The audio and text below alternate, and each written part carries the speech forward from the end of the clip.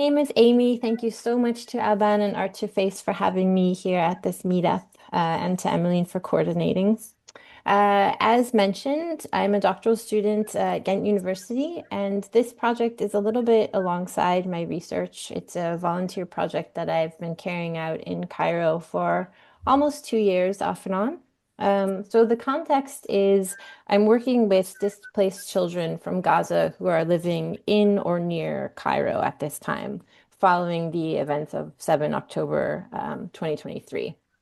The first kids that I worked with when I went in the summer of 2024 had come mostly with their entire families shortly after 7 October because they were able to afford the hefty fees that Egypt was charging for Gazans to enter the country. So those were the first group of kids. The following groups of kids that I worked with were mostly part of families that had been separated. So these kids came late 2024, spring 2025. So they were really in Gaza for a long time during the genocide and the famine and witnessed what was going on. These kids came because either they or a family member had a medical problem. So they were either ill and they couldn't be treated in Gaza due to the destruction of the healthcare system, or they had some kind of injury caused by an Israeli strike. Um, so they would come either with one parent or a sibling, but most of them had fathers and other siblings who still are in Gaza now. The situation in Egypt is very difficult. Palestinians have limited rights. There are some Palestinians who also have Egyptian citizenship, and those kids have been able to access public school. Their parents can work, but for the most of the kids, their parents cannot work, so they're not able to earn any money, make a living. Kids don't have access to public school. They're not allowed to attend Egyptian public school. So they attend schools that are run by NGOs. They attend online school, which is taught by Palestinian teachers in the West Bank of the occupied Palestinian territories, or they just don't go to school. So there's a lot of time when they're not able to do anything. There's no activities, no learning, no social things going on for them. So, a little bit about the project. It started out as photography and art workshops. And so I came to Cairo and I did 2 weeks with the first group of kids. We would meet every day. We would do art projects in the workshop. And then I would also give them homework, photo assignments to do with their cell phones. Things like take a picture of the view out your window, take a picture of something in your neighborhood, take a picture of a building in the morning and the same building at night, things like that. And I hadn't really expected that I was going to do a lot of questions or focus on Gaza and where they were from. I assumed that it would be just more of a general arts workshop. And then within a day or two, it was really clear that these kids really wanted to talk about that. They wanted to show me photos of their lives in Gaza before they came to Cairo. They wanted to show me pictures of family members who weren't with them. They wanted to show me, look, this was my house before. This is a picture of the kitchen because our house was bombed. So all of these things they wanted to show and talk about. So what we started doing is they would send me these photos that either they or their parents had taken from their lives before in Gaza, and I'd print them out. And then the next day, they would cut these photos out and they would glue them into a notebook and they would write about the photo, what was in the photo, what they felt about the photo, anything they wanted. So it became this kind of diary of their life before. And then in that same notebook, they would add some of these homework photos. So their life in Cairo, this is what we ate for dinner. These are the chocolate chip cookies I love to make, and here's the recipe, things like that. And then we also took a lot of photos of each other, or the kids would take photos of each other, and we'd print those out and we would do art projects with them in the actual workshop when we were together. When I went back a second time, I brought disposable cameras and gave them to the kids, and they had a week to use them up, take pictures of whatever they wanted. So some of those photos I'll show you on the next couple of slides. This past summer, I also did a writing workshop with slightly older kids. So the art workshops were mainly kids ages 7 to 16. And then the writing workshops were teenagers to early 20s. And in those, I would come up with prompts, or the group would come up with prompts for short pieces of writing. We would always perform in front of the group once we'd written something aloud and record each other. And then we also read poems and short stories by other writers in Arabic and would use them as a model for something we might do. There was a short story from the perspective of a sock. So everyone wrote a short piece as if they themselves were an object telling a story. So things like that. And the main themes that we focused on, I guess, when I think back about it, it wasn't intentional, but it was really home, memory, family, identity, and the future. And this kind of came up organically just with what the kids were interested in and wanted to share. So here are some of the photos that they took. It's a mix of homework photos. One is a view out the window of where they live. Another is the sunset as they're driving into downtown Cairo. The two on the bottom are from disposable cameras that they took. And they took a lot of them as they were driving in an Uber to come to the workshop. So there are a lot of car pictures, which was very cute. And then you can see a little boy and he's wearing his Ronaldo jersey. That homework assignment was to have someone take pictures of you posing as your favorite footballer. So they really enjoyed doing that as well. Um, and then for all of these, I don't think anyone did any writing with these photos. These were just photos that they took and with the different formats available. And then these are just some examples of the notebooks that they kept. So, and sorry, I've put little suns just for privacy on the faces of the people. This first one on the left-hand side is a page from a boy's notebook. He's about 12, and he came to Cairo with his mother and his little brother. His little brother was injured by some shrapnel, and his sister and father are still in Gaza. Um, he's basically saying here how much he loves his father and that his father is his support, his refuge, and his confidant. So that was what he wanted to say about him and put in his notebook for that entry. The next one with the cat.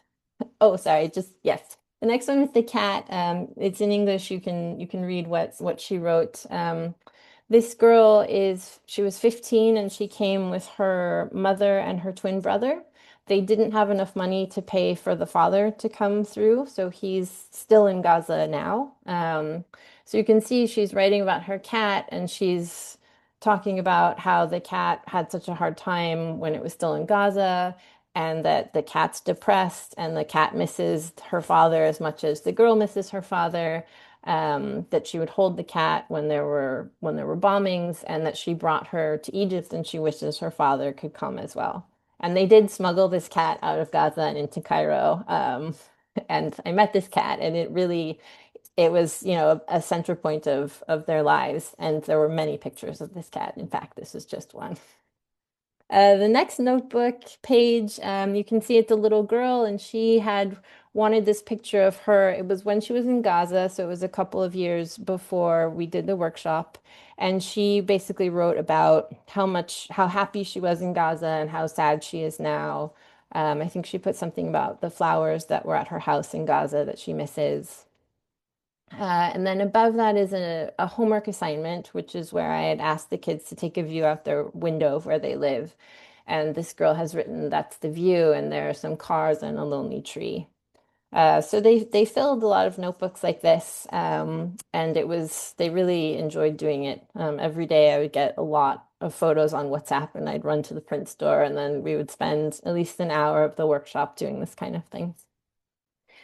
And here are some examples of some of the artwork that we did in the workshop. So we did a lot of work with self-portraits. We did a lot of work based on photographs that we took of each other. That one with the funny collage is actually, we took photos of everyone's different facial parts and then cut them up and did kind of a random drawing to make new faces. And that was really fun.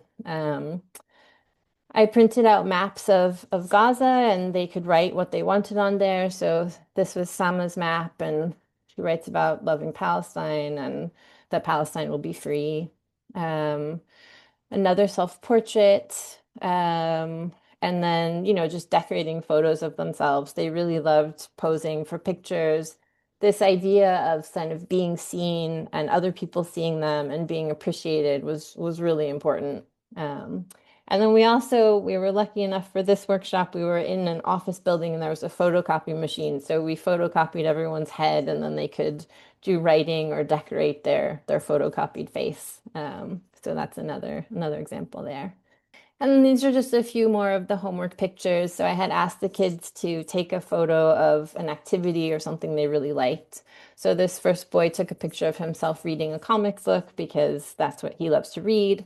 The middle picture is a girl who's actually starting swimming lessons with her sister. So she took a picture of the swimming pool. And then this last one was a girl who was an amazing soccer player. She and her twin sister were on the team in Gaza, and she idolizes Lionel Messi. So she saw this in a store and took a picture of it to share. So in terms of the impact and intent, I guess the main thing is really creative expression. So these kids can express how they're feeling about their lives, how they, if they want to talk about the conflict that they've witnessed, the things that they've gone through, they can, but they don't have to. So it's both a past and future. To be really proud of their artistic work. I mean, I felt like my main job was really, and I believe they were just amazing. The things that they made were incredible. And it felt like, reaffirming that was really important. Especially for the writing group, public speaking and communicating to other people. And they stood up to read what they had written. It was often very personal and they were very proud. We recorded it so then they could have the recording of themselves. And a lot of them would send them to the family members back in Gaza who were not in Cairo, which was really nice. And at a minimum, it was a social activity because they're not going to school or very much school, if at all. They're living in very cramped quarters and circumstances are really difficult. So this was a way to get out of the house, come somewhere else, have snacks, make art, see other kids. And that was important as well. And then finally, it was also preservation of memory and heritage because we didn't focus a lot on the question of being Palestinian, but we didn't have to because that was really important to them. That was something that they wanted to talk about, draw about, write about. And they also wanted to bring back these memories of the lives that they had. And the adults too, when I would meet the parents, they would say, like, look at this beautiful living room in my house in Gaza. Like I would entertain and it's not there anymore, but look what I had. And it was just like to have someone witness these things that had come before.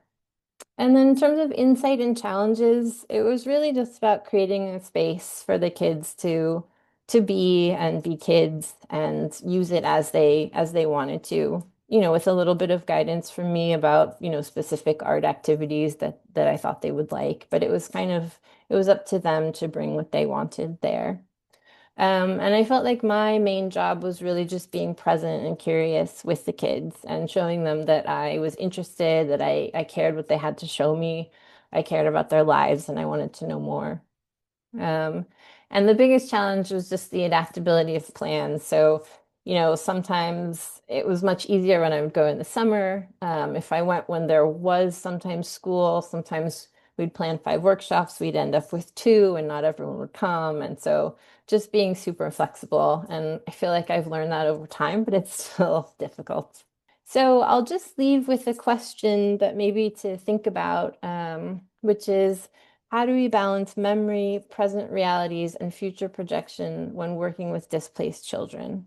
Obviously, it's up to them to kind of drive that, but how much do we bring that forward? How much do we suggest or encourage? How do we strike a balance that works in this context?